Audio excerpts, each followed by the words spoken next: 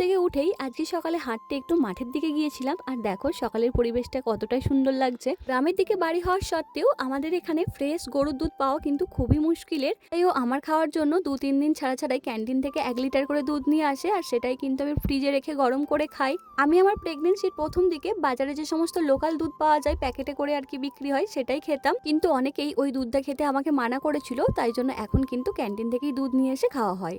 সকালে সবার জন্য করা হয়েছিল পরোটা আর তার সঙ্গে ঝাল ঝাল তরকারি। এই গাছটা থেকে তো প্রায় 2-3 দিন ছাড়া ছাড়াই একটা করে লাউ পাড়া হচ্ছে, আর লাউগুলো কিন্তু খুবই সুন্দর।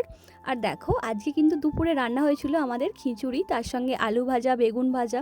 আসলে খিচুড়ির সঙ্গে একটু ভাজাভুজি হলে তবে কিন্তু ভালো লাগে। আজ সন্ধ্যেবেলায় আমাদের বাড়িতে একটু সেদ্ধ পিঠে হবে, তাই জন্য বোন আর আমি মিলে এখানে চালটা গুঁড়িয়ে নিচ্ছি।